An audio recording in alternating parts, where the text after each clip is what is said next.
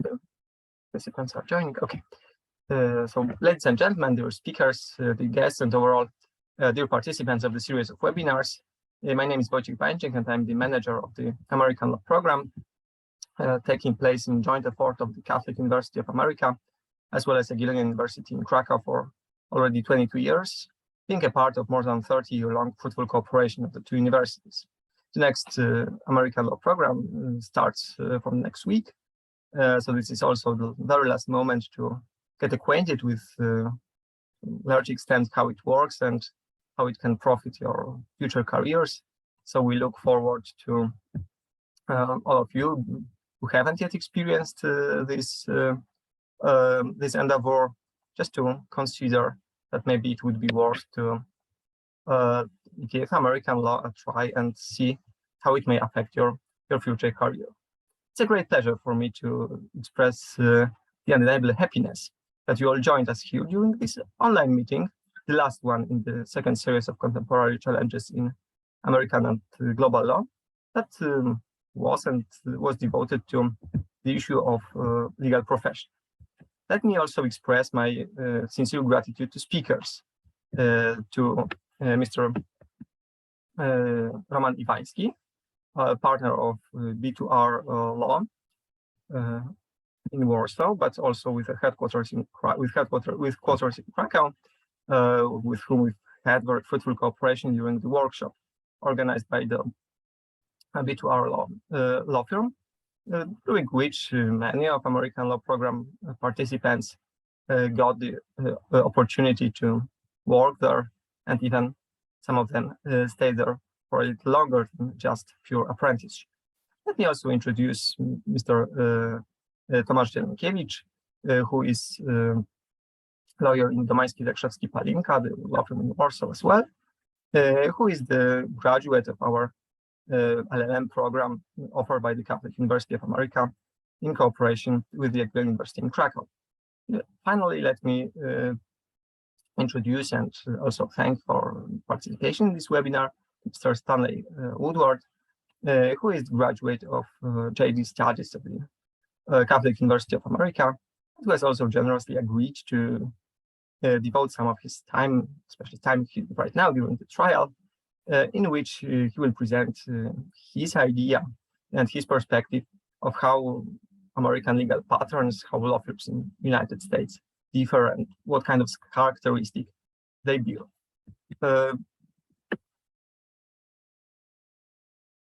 The webinar will look like this, that the three speakers will present the speeches at the very beginning for like 7 to 10 minutes, maybe a bit longer, maybe shorter, depending on them.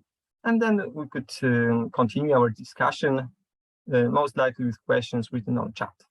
That would be more or less how the first hour could look like. After that, we may switch off the recording, and the discussion with the speakers may move to a more casual one with you asking questions. Okay, it seems that all participants have already joined. So we are very happy that despite the academic year that has already begun, so many of you decided to spend the evening with us and share our passions, share our ideas about how American law could affect day-to-day life of so many lawyers. And we look forward to your participation in the other numerous endeavors within the Catholic University of America and Jagiellonian University cooperation. So let me pass the floor to Mr. Roman Iwański to begin this part of webinar, which would regard the merits of the meeting.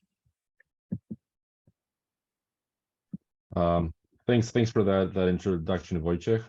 My name is Roman Iwański in Polish. I'm a partner at B2R Law, a Polish advocate, and obviously I have the privilege to speak to you today. As Wojciech rightfully pointed out, it's 6 p.m. in Poland, so I can imagine we are potentially competing against much more interesting activities that go on during a student's life. So thank you for joining us at such a late hour.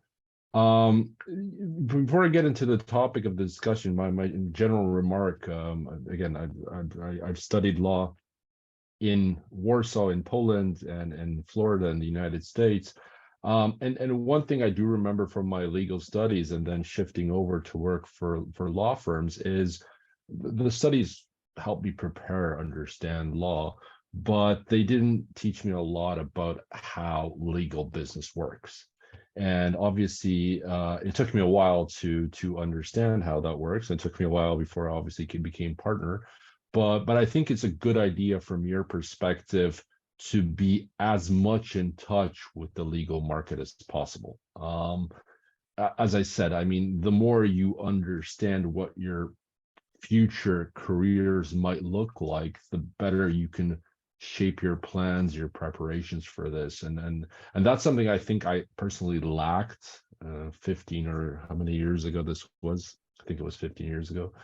So you know, it's good you're using this this as an opportunity. And you know, Wojciech and the fact the American Law Center in Krakow, I personally did the American Law Center in Warsaw. It's great that you're part of this, because I think, first of all, it teaches you a different perspective towards law than just a strictly Polish one. That's one thing. And then in your future careers, if you want to pursue your career as Polish advocates or Soviet problem, but in law firms that do work for international clients, especially American clients, understanding that different perspective on law is very important. As I mentioned previously, I did the American Law Center in Warsaw and also the British Law Center, both very helpful. Especially in understanding a different perspective on law, you know, improving my drafting skills in English. That was also very important. I do also recall that, you know, my time at the University of Florida down in Gainesville was also very helpful in this regard. Just shortly about me, about my firm, and then I'll get kind of to the topic of this discussion is how U.S. law, how U.S. practice influences our day-to-day lives as lawyers in Poland, and it does substantially. I have to say, my background is in what's in Poland considered big law, in the sense that I started off at CMS Cameron McKenna, then at White & Case, an American law firm, and then Dentons, and then I joined JS Legal, a smaller Polish outfit that today is called B2R Law. Again, B2R Law, a relatively new name on the Polish market, 2.5 years. This comes as a result of a merger between two Polish equal law firms that previously mentioned, JS Legal and Ziemba Partners. You can imagine potentially that merging two law firms is difficult in of itself. We decided to merge just before COVID, so everything was done on video chats and so forth, so made the process all that more difficult, but taught us an important lesson on how to adapt to the new environment and a better use of technology. Our law firm, B2R Law, is a full scope law firm. We advise clients in any practical area that they may need. And to be perfectly honest with you, I mean, as I said, I do have the experience in previous international law firms. But looking at my practice from today's perspective, actually working for a Polish law firm, and I'm sure my colleague on this call from Desert Pit will also confirm this to some degree, is I'm actually doing more international work for international clients now with B2R Law than actually for the international law firms that are present in Poland. And this comes purely from the fact that to the extent that you're aware of the Polish legal market, you will know the big players, the big international players that are on the Polish market. I mean, worth mentioning the law firms I mentioned earlier, but there are obviously some law firms recently leaving the Polish market. But when you look at the legal market globally, it's only just some of the international law firms are actually present in Poland. And there are many law firms, international law firms, that are not present in Poland. And obviously, such law firms prefer to work with local Polish law firms. So that's kind of the niche that I found in my own practice and in our firms, where we actually do more international work for a wide range of international law firms. A lot of domestic US law firms as well. Because we are an independent Polish law firm, we're also, as Wojciech thankfully pointed out, we're also present in Krakow, we're also present in Katowice, we have offices there. It actually gives us a possibility to be exposed to more work, more law firms, because if you're at an international law firm in Poland, you're limited to some degree to the offices of that particular law firm in other jurisdictions. So it kind of really, closes the perspective. Now, addressing kind of the topic of this discussion, and I know I'm on the clock, so Wojciech, do please cut me off. As any lawyer, I sometimes have a tendency to speak longer, which obviously I try to limit to some degree. One of the most important tasks, and this is why it's so important to study US law, understand the US perspective, because at the end of the day, in my personal practice, 70–80% of my clients are Anglo-Saxon, in the sense that they're either US companies, Canadian companies, UK companies. A lot of the people I report to the clients, are abroad. Even if those international companies that we work for are present in Poland and have their Polish company that employ Polish people, oftentimes the legal advice that we're asked to provide here in Poland it has to be in English, because at the end of the day, the people here in Poland report to their GCs, the international lawyers in another jurisdictions. So again, if you're thinking about a career down this sort of path, understanding the US perspective, understanding US law, obviously developing your English skills, English legal skills is paramount to this. And I can't stress how important this is. Another important thing, obviously, there are areas of law, corporate M&A transactions where, the kind of standards used here in Poland are very similar to other countries. You use the same language, the same terms, the same sort of documents, and that practice of law doesn't really know boundaries. But obviously there are areas of law that are specific to a given nation. An area of law where I'm doing more and more work, because that's what the clients require of me, is employment law, and that's very specific to a given country. And one thing that I found very, very important is, you're all great students. You will know Polish law really well, but the key thing is to explain this to your client in a way that's understood, that could be digested. You will often find that if you just look at the Polish rules, the Polish solutions, you translate this, or you try to present this in a very Polish way, you will not be understood. First of all, there are huge cultural differences. There are differences in law. A lot of your future clients, when you're active attorneys, they will be surprised by some of the solutions, the legal solutions that they find in Poland. Just to give you an example of employment law, trying to explain Polish employment law to an American client is not an easy task. It's widely different. So, it's worth understanding the US perspective, because then you're more able to advise your clients in a way that they understand. Because at the end of the day, it's not about drafting the perfect pleading, drafting the perfect memo, but it's getting a message across. It's understanding the client's problem, looking for the best possible solution. Obviously, sometimes you don't have that best solution, so you try to find a solution, assess the risk. But the way you communicate, your legal findings to the client, especially to the US client, the international client, is absolutely paramount to your success. So I do not want to hog up the time. I look forward to the other panelists speaking their mind, and I'm more than happy to share more of my insight as we go on. Wojciech, is that sufficient for an introduction? Yeah, I think so. But if you still would like to add something, I think we still have. I still have a few ideas, but again, I'll give it time for the other participants to share their perspective. Okay, so maybe then we can follow with some of your thoughts during the discussion. And let me pass the floor to Mr.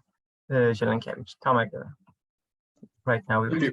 Thank you very much, and thank you, Roman, for this. I mean, brilliant remarks, and I fully agree with all of what you've just said. You know, basically, today I was thinking about what kind of you know, ideas or remarks can I actually put forward. So obviously, I didn't want to get into all this stuff that the difference between legal systems and differences between legal cultures and differences between institutions. There's a lot to say about these things, but I reckon that I would focus on my personal experience and what I call the specific mode of operation of a lawyer in the US. I mean, the way I perceive it, obviously. Of course, since I would like to share my personal experience, well, there's a small caveat at the very beginning. Rozłączyłam to, bo nie wiem jakim cudem. Okay. I muted that participant. Thank you. I didn't know I had the power, but I clicked on the window. Yes, you do. And so do I, probably. Anyway, so I feel that I owe some background about my both academic and professional aspects of my career in order to basically enable you to filter out what I'm going to say and perhaps understand why I'm saying this in this particular way. So, academically, I received my master's degrees in law in Poland in 2009, in Toruń, in fact. And then I also, in the meantime, I received the diploma in English and European Union law from the University of Cambridge. Then I went to Italy to study another master's degree in comparative law, economics, and finance. And then finally, I went to the US in order to get an LL.M. in Washington. And then when I came back, I received a PhD in Krakow. And professionally, since although I have some experience in criminal and commercial litigation, I mean, by no means I consider myself an expert on these issues, because I've always focused on rather niche areas, if you will. So I started in pharmaceutical law in a boutique law firm, rather small law firm here in Warsaw. But already, from the get-go, it involved to work for international and usually American corporations, which obviously had their international and American imprint in their corporate DNA, right? At some point, I turned into even more niche area, which is transport. So contract litigations and regulation, particularly railway transport, road transport, aviation. I'm currently a member of aviation law group in Meritas, which is also a huge international gathering. So I do that, and I do state aid. So to be brutally honest, I deal with rather uncommon issues. So I work for Polski Bus, the software holding company, for Americans probably known better as Megabus. I've worked for the largest train operator in Poland with restructuring procedure before the European Commission, which involves roughly 6 billion PLN. So it's you get the idea why what's my background. And because of this background, I was lucky enough to actually work for either international clients regarding Polish law, as well as work on EU law, which is a sort of kind of by nature international supranational kind of law. And what I actually learned is that if you participate in the proceedings before, for example, the European Commission, the art of making an argument is actually crucial. I mean, it is crucial, and bear with me on this. So given the setup,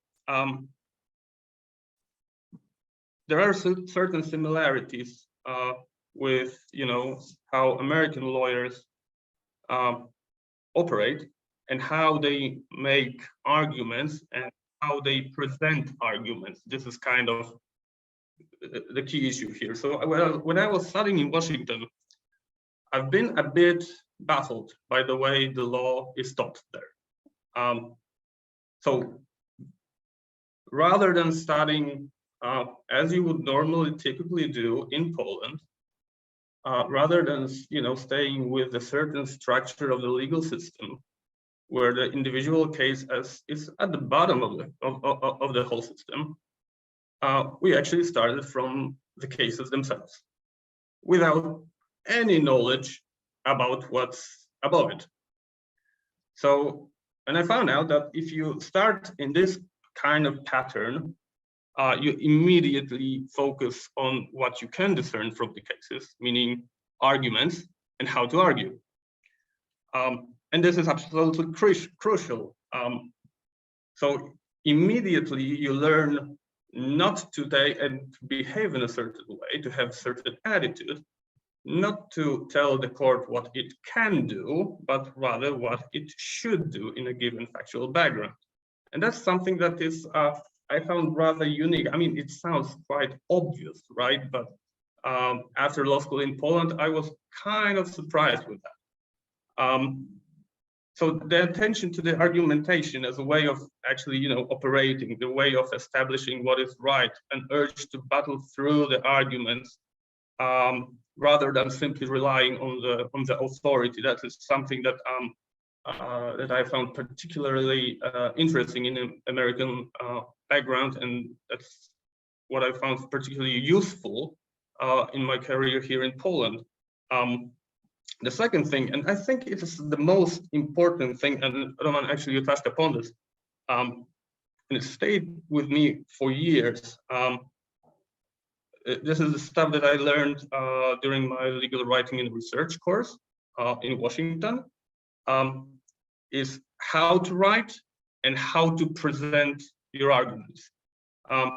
So, basically the point is not to write a, long pleading. The point is, to write a pleading with the clear goal of convincing someone, a decision maker of some sort, the court, the individual judge, perhaps the client, perhaps the management board. Doesn't really matter, but the goal is that it serves anything that you write, everything that you write serves a certain purpose, and bear that in mind. So the first point, if you want to convince someone, is to make them understand what you're saying. Therefore, you immediately start to, write in a clearer, simpler, more logical manner, focusing on what is actually essential for the argument, rather than, in a long kind of way that may water down that your argument actually is. So, in other words, the thing that I learned, and I think it stayed with me since the very beginning, is don't use the long orotund, imposing, bombastic, and pompous circumlocution stuff with a lot of Latin phrasing at the top of this, but rather condense, focus, and punch through the idea. And this is the key idea of what I basically got from the American law school, is that actually you should be able to explain yourself in a certain manner, in a simple, clear, and logical way. So this is something that I use pretty often, not necessarily with American clients, but also with the EU institutions, who really appreciate this sort of communication, rather than, let's say, typical lawyer stuff with a lot of words, a lot of Latin phrasing, which doesn't have any actual meaning, to be honest. I mean, it's not, this is something I realized back then, that the thing that the clients and the courts actually look forward to is what you're on about, not necessarily how long the paper or the pleading or whatever it may be is. So that is something I found particularly interesting, and it is something that actually here at DZP, I think we actually closely cooperating with international clients and closely cooperating with the Big Four, for instance. We've actually incorporated this into our DNA a long time ago. So I don't necessarily feel at this point that these are American legal patterns stemming from their adversarial legal culture, but this is something that is being used because it's effective and it actually makes sense. So these are the initial thoughts that I had. And I think that these two issues, I mean, the way that is on the argumentation and the art of making a good argument, and to presenting the argument in a certain way, these are the two absolutely killer skills. If you can actually take away from American legal program something, that would be those two things for me. So I think we will be verified, Roman, by Stanley right now. It's always good to get it's always good to have our views verified by somebody across the pond. So yes. So, Mr. Woodward, the floor is yours. We expect your verification right now, and also your perspective of the discussion. Well, thank you for having me. I am the American lawyer in the by training on the group. I have a bachelor's degree, a master's degree in public policy, and then a law degree. And so, I think right off the bat, for most of you, my experience is different in that under the American system, as Tomasz intimated, I have 3 years of schooling dedicated to the study of law. And so when I went to college, I was not necessarily studying law. You can get a degree in the American system, an undergraduate degree in anything. I could have gotten a degree in history, art history, and then gone on to study the law. And I will acknowledge that the study of law here is unique. It's something called the Socratic system, but it's fun also. So who am I? Stanley Woodward. I am now at my own law firm called the Brand Woodward Law Firm. But before we get there, I graduated now some 12 or so years ago from, no, I guess 14, I'm getting old, from Catholic University. So the partner in this program. I then went to clerk for the Court of Appeals here in the District of Columbia. The District of Columbia is not a state, but the Court of Appeals is the highest court in the district. So it was the Supreme Court of the district. I then clerked at the trial court here in the district, and so clerking means that I went to work with a judge that sits on the court and advise the judge on. Mostly, we write memos on what the law is with respect to the cases that are before those judges. Following my clerkships, I went to work for the international law firm of Aiken Gump. Aiken Gump has offices across the United States in New York, Washington, D.C., several in Texas. We have offices in California. We also have offices in London, in Belgium, in Germany, in all through the Middle East, in Dubai. We have offices in 2 offices in China, and I think we have an office in Singapore. So it's an international law firm. Like somebody said, they worked at Denton's. We're not as big as Denton's, but it's an international law firm. There, my focus from the international perspective, I did plenty of commercial, what we would call commercial civil litigation within the United States. So think Apple sues Samsung over a patent infringement and whether Samsung's newest phone has a technology that Apple has a copyright for. We did lots of commercial litigation. I was the national coordinating counsel for Walmart in what are called a products liability case. So you buy a gas can or a container that holds gasoline that you would then store in your shed so you could fill your lawnmower with gasoline when you need it. Some idiot takes that and throws it onto a campfire. The thing explodes, everybody's injured. And so I was representing Walmart in a bunch of what we call tort litigation suits across the country. In the international context, I practiced a fair amount of international, what we call white collar criminal law. And we did that in the context of something called the Foreign Corrupt Practices Act. You all will have heard of this in the context of anti-bribery regulation. The United Kingdom has a new law that enforces anti-bribery regulation. And so we represented companies and occasionally individuals that had gotten involved in allegations of bribery all across the world and then were being prosecuted or investigated in the United States as part of that. And what we have seen more and more recently is that when there is a major global bribery investigation, it is increasingly likely that the US regulators, the Department of Justice and the Securities and Exchange Commission are working interchangeably with their foreign counterparts.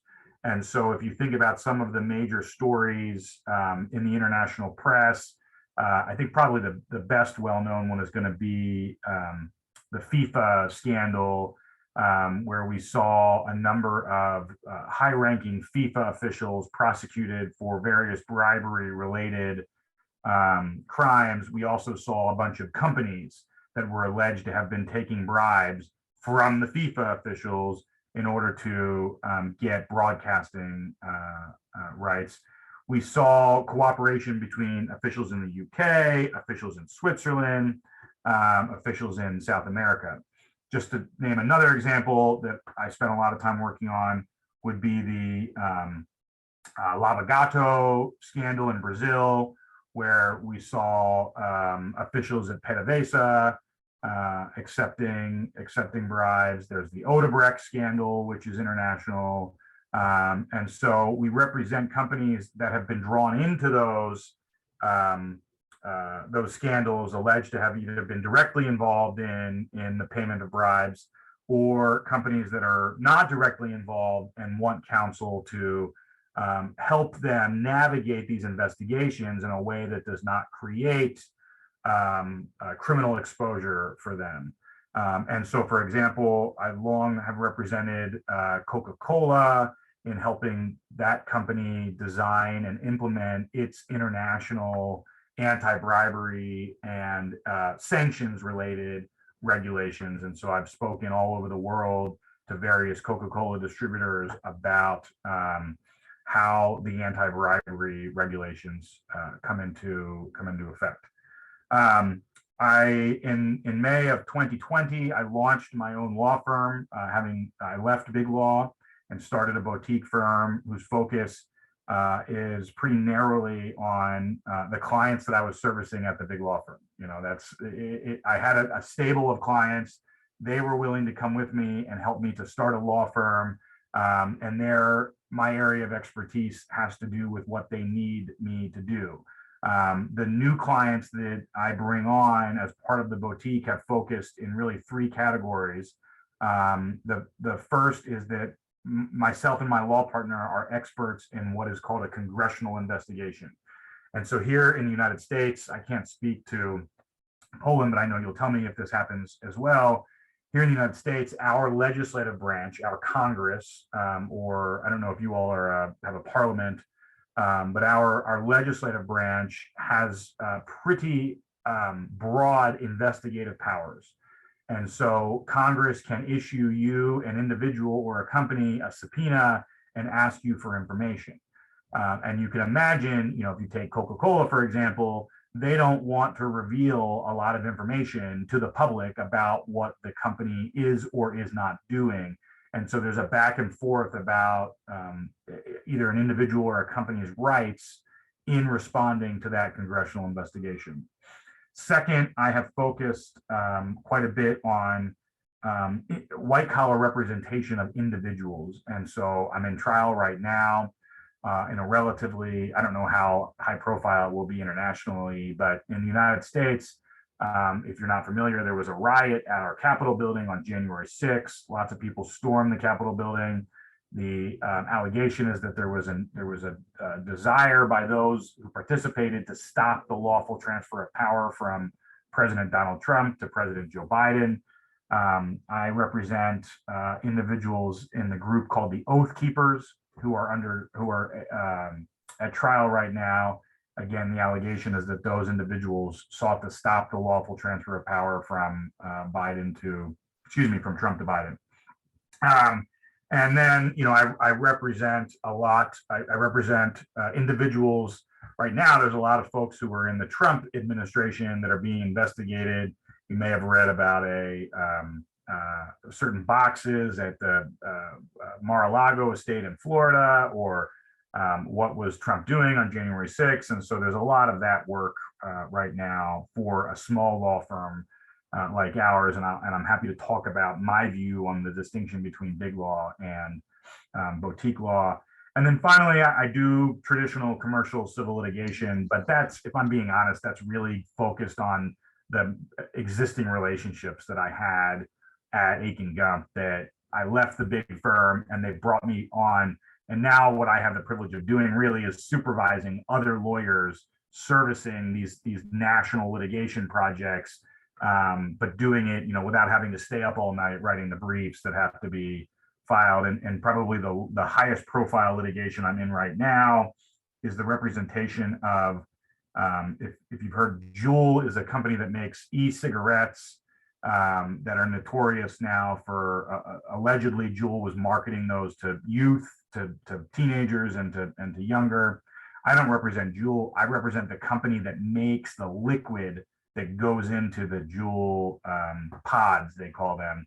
And they are involved in litigation all over the country based on this allegation that they were improperly marketing their product to youth here and elsewhere. Big market in Asia and elsewhere. So I don't really do a lot of advertising for that kind of work because I don't have time to do much of it, but I do it as well. There will always be a need for the larger law firms in the world. There's no question about that. When I would go into board meetings at Walmart or at Coca-Cola or at other Fortune 500 companies, and would give the board our law firm's advice about what to do and not to do in the context of a difficult anti-bribery, sanctions, mass tort litigation, the board of directors wants the cover of a large international law firm. They don't care about Stanley Woodward, right? Who am I? What they care about is that the Akin Gump or the Dentons of the world have come in and have blessed whatever decision the board is making, because when they have to report to their, let me actually rephrase that. It is the general counsel at the company who wants the advice of the international law firm.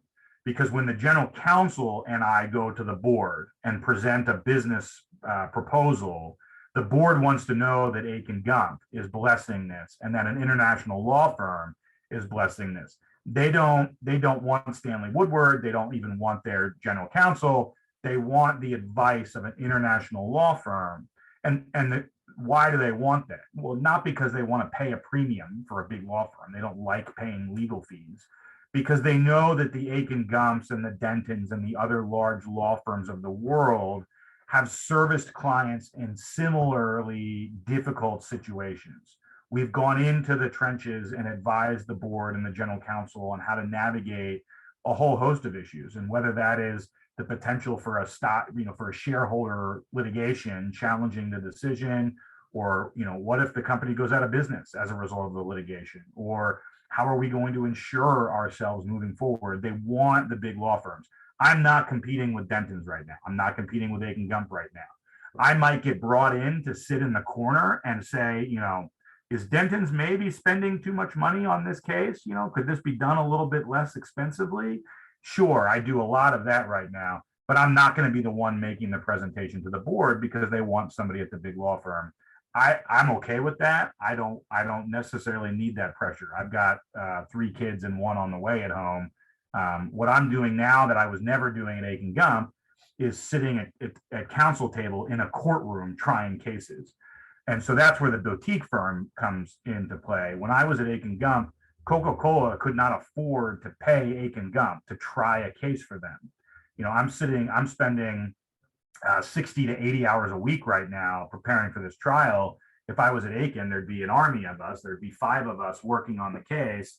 And so you're paying 5 people to do the work of trying the case. We never tried any cases because the cost of settlement was always less expensive than the cost of trying the case. And I saw myself advising clients on issues that were going to trial. Take, for example, this Juul litigation in California. It's going to trial. And when we would get to trial, they would bring in a small law firm to actually try the case. And I said, I don't want to sit on the sidelines here. I went to law school because I want to be in the courtroom. So we formed this boutique firm so that we could be in the action on some of these issues where, in the last week, I've been in the New York Times a half a dozen times because of this Oath Keepers case that was just never happening at the larger law firms. So I've done them both. I loved working at Aiken. I often sit back and consider sort of the perspective that I have now versus when I was there. I would do it again in a second. But I also love what I'm doing now. And so I really think both are unique opportunities. And if you can get them, you should certainly seek out the experience. So that's a little bit about who I am and what I'm doing. And I'm happy to answer any questions that anyone has, either now or later, about my experience or my background, what I would do again, what I would not do again, that sort of thing. I appreciate everybody's time and the invitation to be here today. Thanks very much for all of your presentations, which gave us a lot of knowledge about how your careers pursued and to what extent was it different between one another, or sometimes similar, to what extent and the Polish law firms really look a little bit like American, or to what extent not necessarily. So right now, let me open the floor for discussion. I would really appreciate your questions. And also, if the speakers have questions to one another, we would appreciate that. Sure. I mean, whenever you organize these sort of webinars, Wojciech, you probably have way more experience than I do. You have to give people time to think up their questions. So I'll try to give them some more time, because it was great listening to Tomasz and Stanley, and I think it's there's a few things I would like to comment just to add to the discussion. First of all, I really like what Tomasz said, because we haven't met, I don't believe, but Tomasz shows in this sort of openness to new areas of law, and I think that's very important. We study, we have certain passions, but in your career, you have to be open, not just to you can obviously be a specialist in an area, and that's a career path, but it's always good to look for new opportunities. Just before moving to what Stanley was saying, what I noticed is, I just noticed that I never said what I actually do as a lawyer. I mean, I've been doing commercial litigation and arbitration for many years, and that was my background previously. But as the client relations grew, they started coming to me for other areas of law. And right now, the vast majority is just commercial work. It's day-to-day advice to the field of clients that I have, and I have the privilege of heading our commercial law department practice group at our firm. One other thing that Stanley said is important is, you try to be a specialist in a certain area, but then when you come to a situation where you have sufficient experience, you want to set up your new firm, I'm not there yet. Hopefully nobody from my current law firm is listening to this. But then, as you Stanley pointed out, you can't just be an expert in one area. Your clients trust you as a lawyer, and you have to be open to new areas of law and different aspects to it. So it then comes down to understanding more the industry, not the law, having those relationship and being able to advise clients in those areas. So that's just a comment. It's fascinating listening to both of you.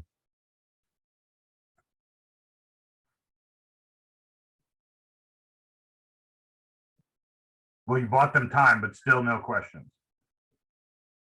Well, let's give them more time then. It's impossible that nobody has a single question about anything that we have talked about today.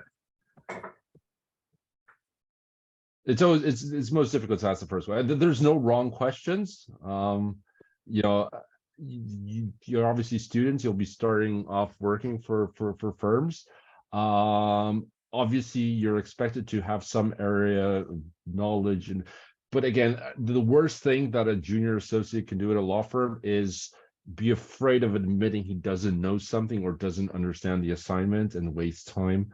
It's better to ask. So this is a good opportunity to start asking questions. So give that some thought. One other thing I want to comment on what Stanley said. I mean, the differences between big law firm in the US and Stanley's new law firm. Another thing is you have to remember that the Polish legal market is so much smaller than the American one, right? We have Tomasz here, who's a representative of DZP. It's one of the largest Polish law firms. The largest Polish law firms in Poland, CMS, Karen McKenna, Dentons, they have 200 lawyers. That's a large law firm in Poland. B2R Law, we're around 80 lawyers right now. We're in the top 15, 20 Polish law firms.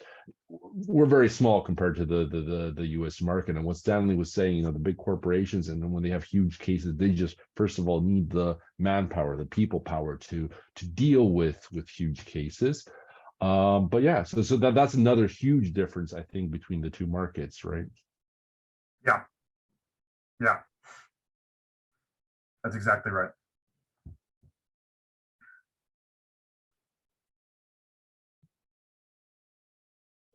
One question I received on the chat, but this was actually a private chat, so thank you for this, was about English as a language for lawyers to communicate. How would you assess the specific tasks, specific challenges involved with speaking English to your international clients, especially if they are not English speakers, native English speakers themselves? Is it really English that works in that situations?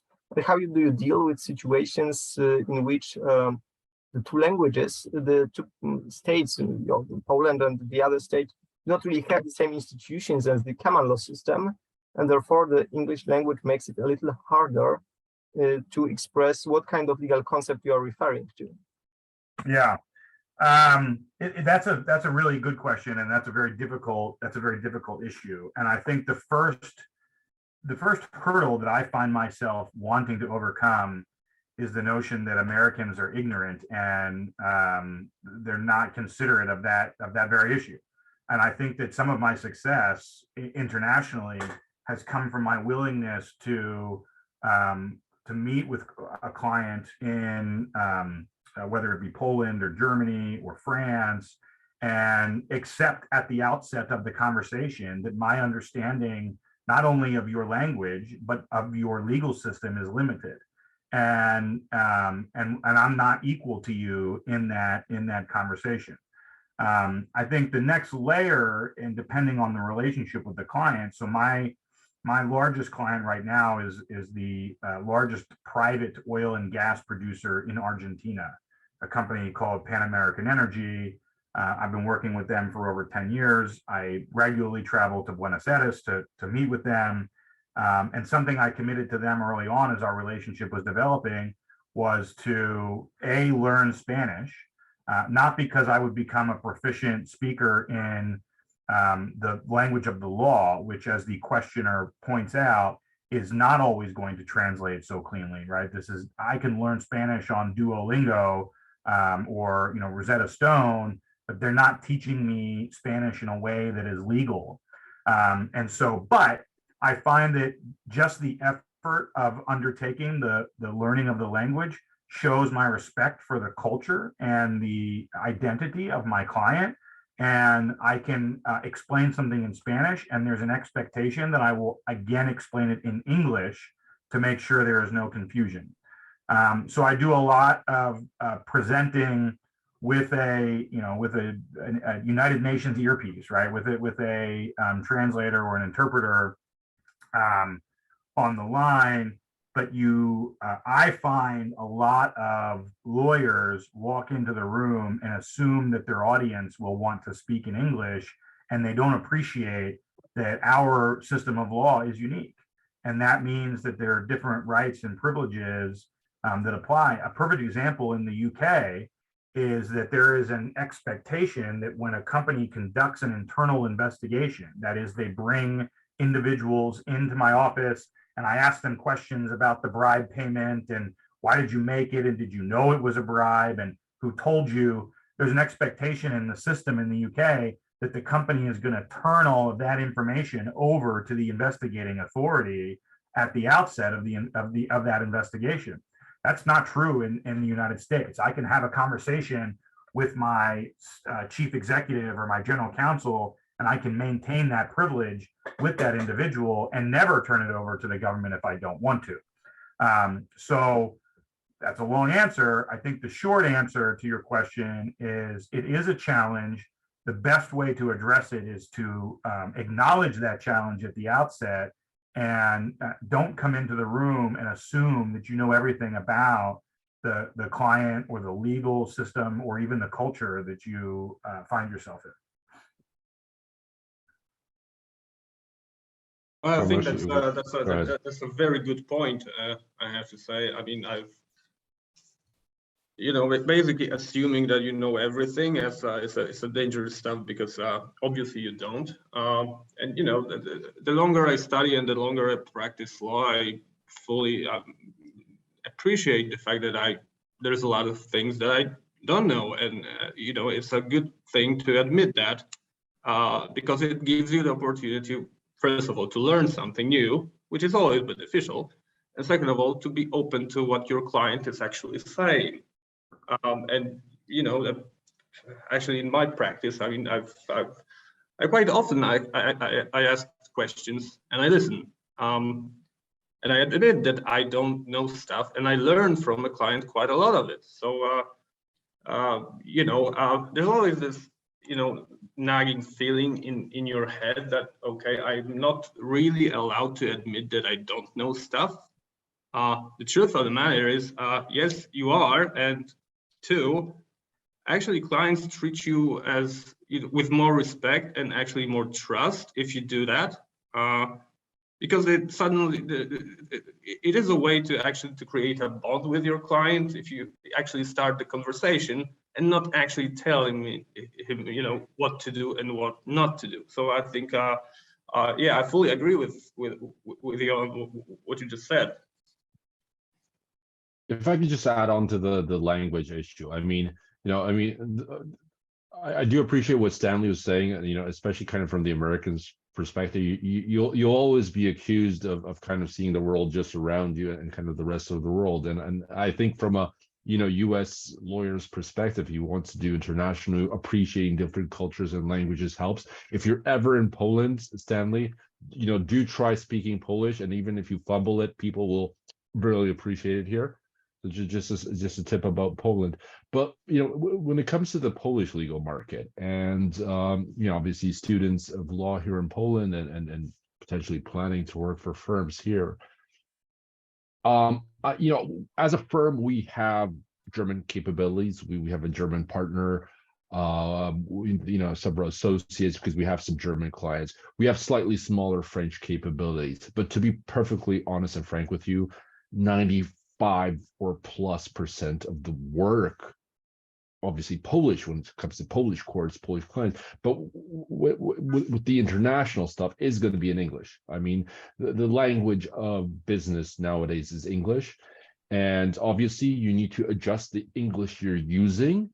If the foreign client or the relationship you have is not native, then you want to avoid using legalese language. I mean, you should avoid legalese language to begin with. I think Tomasz mentioned that and rightfully pointed that out. So, you know, it is important to adjust your communication to the audience you're having.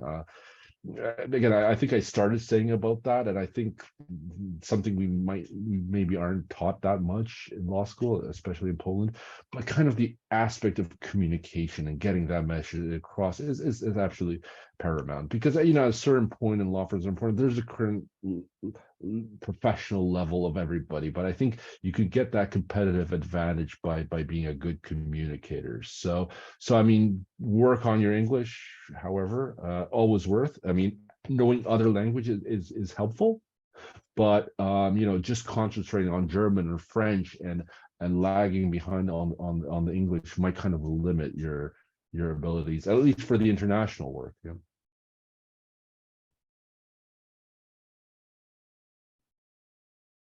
Thank you very much. Tomasz, would you like to follow up on this? Well, just one thing. I mean, I absolutely agree with what's just been said, but you know, the English actually, you know, is kind of beneficial for one more reason. I mean, I do agree that most of the international work here in Poland is done in English. You know, it doesn't happen very often that you consult, you know, even if you know Italian, you don't typically advise your client in Italian. You usually, I mean, immediately you switch to English for reason that is absolutely, you know, it baffles me quite a bit, but nevertheless, that's the reality. That's how it works. But you know, if I'm dealing with a particular case before the European Commission, let's say, and you really have to be very, very creative with making the argument. And the reason why you have to be creative is simply because there's no authority. There are certain areas which are governed by one very simple, especially in state aid, a couple of very simple treaty provisions. Many others, you know, lots of issues are not necessarily regulated, and there is no any kind of authority on these subjects. So you really have to be creative with trying to actually convince the European Commission that the way to go forward is this way, not the other way around. And what I found particularly useful is actually, you know, English helps you to actually do the research, because most of what you're doing is research, and you're actually searching for arguments rather than law at some point. Arguments based in either economics, in finance, in the market reality. So you try to, let's say you try to find out how's the coal market right now worldwide. There's a good chance that English will be absolutely essential to to your research and hence to your argument. And you know, most of the stuff that I actually came across, which I found particularly useful, were in English. That's the reality. So it's another facet that actually, you know, if you want to have this competitive advantage, it's not only the communication, but also the research, and that's I think in you know, in certain areas it's actually getting more and more important to actually do this right. Thank you very much. I think right now we can close the recording part and maybe